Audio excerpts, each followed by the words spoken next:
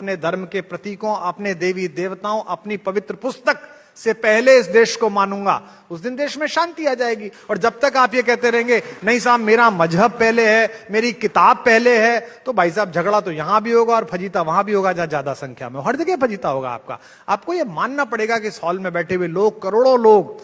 अगर किसी दिन देश ये कहता है, ये मैंने पहले कह दिया तो विवाद हो गया था, एक बार फिर कर लेते हैं विवाद, क्या दिक्कत है। ये किसी दिन देश मुझसे ये कहे मैं सनातनी हूं जन्म से, जिसमें मेरा कोई प्रारब्ध नहीं है, माता पिता के संस्कार के कारण ब्राह्मण हूं, वेद शास्त्र भी पढ़ता हूं, बोलता भी हूं, एक दिन भारत मुझे बुलाकर कहे, सरकार बुला के कहे, व्यवस्था बुला के कहे, देश की पुकार बुलाकर कहे कि कुमार विश्वास अब अगले जीवन भर ये छोड़ना पड़ेगा सब कुछ और देश के लिए ऐसा हो जाना पड़ेगा,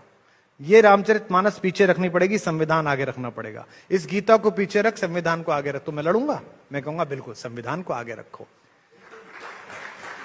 अब यही बात किसी और से कहवाइए कि आप इस किताब को पीछे रखिए, संविधान को नहीं साहब पहले तो, और ये कैसे होगा। किसी ने मुझसे कहा ये व्यर्थ का सवाल है, आप कह सकते हैं, किसी ने कहा ये मूर्खतापूर्ण सवाल है, हम चुने ही क्यों देश और धर्म में से, चुनने का मौका आता है। आज मैं बता रहा हूं, नाम नहीं लूंगा, सब जानते हैं, गढ़वाल के एक ब्राह्मणों के परिवार के लड़के ने आईपीएस कर ली, जिनका अपना काली मंदिर है, जो बड़ी धोती के ब्राह्मण हैं, कर्मकांडी ब्राह्मण हैं, उनके लड़के ने आईपीएस कर ली और भारतीय गोपनीय सेवाएं ज्वाइन कर ली।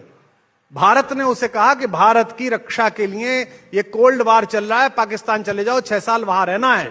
भारत का वो लड़का इस्लाम के सारे कानून सीखकर, सब कुछ कराकर विदेश चला गया। उसने नहीं कहा था धर्म मेरा पहले है, मैं काली की पूजा कैसे करूंगा, उसने नहीं कहा।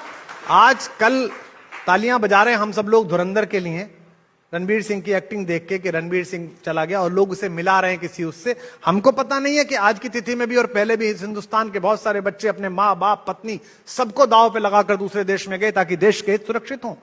उन्होंने वहां जाकर नमाज पढ़ी है, उन्होंने जाकर वहां खादिम की सेवा करी है, उन्होंने जाकर रोजे रखे हैं, जाति के ब्राह्मण हैं, कुल देवी है, उनके रोजे रखे हुए दिखाने के लिए, क्योंकि उन्हें देश की चिंता है। वो किसी मजहब के खिलाफ नहीं है, वो वंदे मातरम सांस में गा रहे हैं, बाहर कुछ और बोल रहे हैं, अंदर वंदे मातरम चल रहा है। जिस दिन तक 150 करोड़ लोगों में यह भाव नहीं आएगा कि मेरा धर्म मेरे देश से पीछे है,